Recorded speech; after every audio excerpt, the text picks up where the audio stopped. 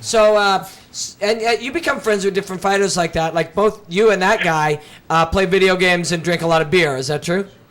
I don't drink a lot of beer. I'm not much of a beer drinker, but I definitely play a lot of video games. Yeah. What are your games? What games are you into now? Well, only one right now. It's World of Warcraft. Yeah. Oh, cool. Yeah. Are you one of the I'm sure you guys have heard the damage that's done to relationships and social lives. Jobs, Yeah, for sure. careers. Yeah, oh yeah. Yeah, but they got really good at the game, so that's kind of worth it, isn't it? Yeah, I'm decent at the game. And do you ever not go train because you're busy fighting fantasy people online? Oh, absolutely. Yeah. So I manipulate my schedule around my gaming. Wow. For sure. Can I just attribute any losses on your record to World of Warcraft? No, it doesn't go that far. Although you can, attribute some late nights and some missed practices in the morning for sure. Yeah. But yeah, no, I don't take it so far as my training suffering. Does your girlfriend feel neglected? No, she actually plays as well. Oh, hey! There you go. It's like a family affair. Yeah. Do you guys Yeah, ever she doesn't play as much as I do, so sometimes that gets to be a little bit of a problem. But she does play. Do you guys fight each other online? Do you ever have sex with her No, online? we're actually on the same team. Do you ever you two ever get it on online? No, you can't do that. The game's not that interactive. That's called World of Bangcraft. Oh. Exactly. That's a different one. Ian, you got any questions for Jeremy? What we got? Yeah, Jeremy, how you doing? My name's Ian Brewster. I run a promotion up here called W1. Good to meet you. Very good to meet you, sir. First, a comment from a friend. If I didn't say it, she would kill me. I have a friend, Michelle Braun. Robin, you met her at the last, Yes. the hot redhead. Yeah, She's yeah. totally in love with you. So if you ever leave your girlfriend, I have a hot Canadian chick that wants to hook up with you. All right, I'll keep that in mind. Thank you. Number 2, dude, a fight I would love to see a part 2 of because I don't think I saw the best you versus Nate Marquardt. I want to see another round of that. You want to fight that guy again? I agree, absolutely. Nate's a great fighter, and he beat me fair and square, but, I would definitely like another shot at that. I think I could definitely put on a better performance. Dude, I'll be honest, when I heard you were going to fight Nate Marquardt, I creamed my pants. I'm like, that was a dream fight for me for forever. Forever. Hey, speaking of, do you get a lot of chicks throw themselves at you being a fighter, or does that not happen as much as... I think it would. I'm really not much of a social creature. I'm either at the gym or I'm at home, so I'm not really in the environment to get that kind of thing, but I imagine it would. I mean, a lot of fighters get that, so... Yeah? No. You fought in Vegas, and then post-fight in Vegas, you go to a post-fight party, you end up at a bar. That's going to happen there, right? You don't go? I don't go. Why? Why not? Because usually after a fight, I am so mentally drained, I'm exhausted, I just go get something to eat, then I go back to my room and play World of Warcraft. I just have no idea what a big geek loser I am. You got it. You are painting a pretty good picture. Yeah. Oh man, I am an incredible geek. Even if I wasn't a big gamer, honestly, I'm not much of a partier. I never have been, so I would probably just go back to the room and go to sleep. Hey, is that sort of obsessive geekiness? Is that what started you down the path of becoming a real super legit grappler? Like that obsessive nature? Did you geek out on grappling? I think it's possible. I mean, grappling is definitely a mental game, and I think that may have affected it a bit just because I've got, I'm real analytical, and so I think that fit right up my alley. Hey, so you just fought on June 13th, right? Yep. And you won, which is great. You beat Chris Davis.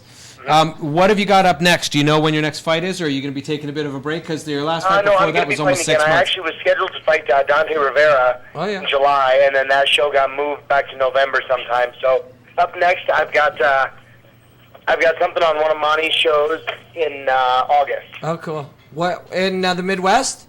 Yes. Yeah. I think he's going to be doing that card in Chicago. Cool. His XFO card. So. Right. That's cool. What's your what do you get paid these days for fights? What's your It varies. typical It rate? depends on what Monty wants to pay me. I mean, I would rather just stay busy and fight than worry about money. So I'll fight for whatever somebody will pay me most of the time. But between that's 10 why I and- have Monty. He always takes care of all that. Between 10 and 20 comes down the pipes, though, these days regularly? Oh, yeah. I mean, I try to fight it, pretty regularly. Yeah. And, That's nice. That's something. Stay busy, so. Jeremy, quick question for everybody. Ian again. Years and years ago, you were up here in Canada at TKO and you fought David Loiseau, if I remember correctly, and you won the belt at that time. Mm-hmm. I never saw you again after. What happened, dude? Yeah. You were the TKO champion up here in Canada. Nothing really. They just, I guess they just decided to go in a different direction. Organizations do that a lot. If they don't want to pay their champion what they want or what the contract is stated for, or they can't come to an agreement on an opponent, then the organization will just move a different direction and recreate a title. Yeah. I had the King of the Cage do the same thing to me. I had a 3-fight contract with them. I fought Vernon White and won the title. Then I fought Dean Lister and defended it, and then I had one more fight on the contract, and the next thing I know, somebody else had the title, and I was just not even being contacted. Wow. They just created another title for somebody else and started doing championships with it again. How many belts you got kicking around your house? 12 or 15, I think. Yeah. I'm not sure. They're down in a box in my basement. Do you ever pretty show cool. any Carter them and just lay them all over yourself and take pictures with them? I don't think I could stand up under that much weight. Nice.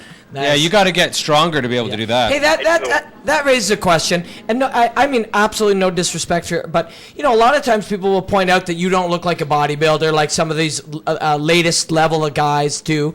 Is it really something genetic, or is it just not something that you've ever, if you're going to spend 5 hours a day training, you're not going to bother with an hour and a half spending so much time on weights, or what is it?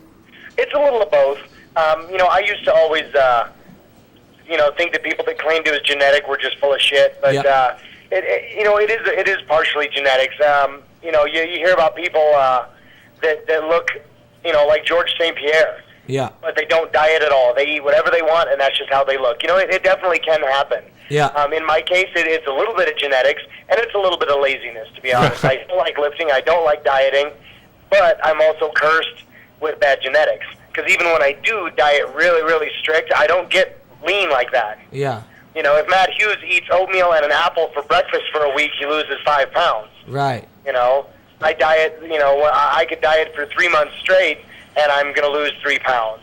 Right. But you know what? I did notice, early on in your career, you looked a little softer, and now, at least the last couple of fights I actually saw you in, you did look a little bit more cut. You looked a little bit more in shape. Like, physically, I could tell on television that you looked like a stronger, sort of more well-defined athlete. Is that something you worked on, or is that just Well, I've started lifting a little bit more and doing a little bit more of that kind of thing lately.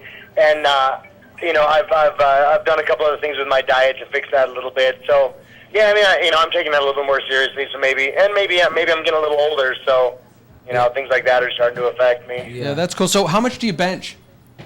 I don't know. I don't bench. Yeah. What kind of weights do you do? I do more like Olympic lifting and powerlifting, that kind of thing. Yeah. Sure. And what kind Clean? of weight? What kind of weight are you throwing around? What do you clean? I can power clean like 240. Oh, because Robin says you can do 241. Yeah.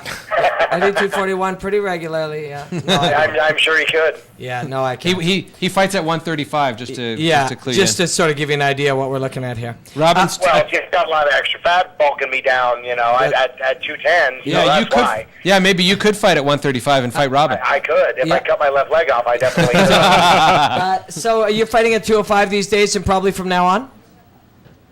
Well, I have a couple of fights here and there. Monty will put, he'll put me into whatever fights are available. My next couple of fights are at 205. Yeah. And then, I'll fight at 185 when the opportunity is there. Yeah. And at 205, do you cut at all? Like, do you come in at 210 or 215 for the fight, or are you just 205? No. Typically, it depends on my diet a little bit. If I'm training and I'm dieting regularly, I'll cut a pound or two.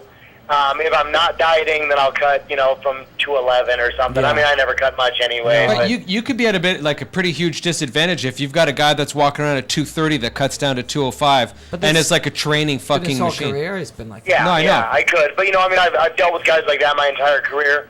I've always been the smaller, weaker guy. So, that's really not anything that's new to me. Well, it's good news to us to know that the smaller, weaker guy Has 85. has wins 80% of the time. Yeah, it's crazy. Yes, sir. That's fucking awesome.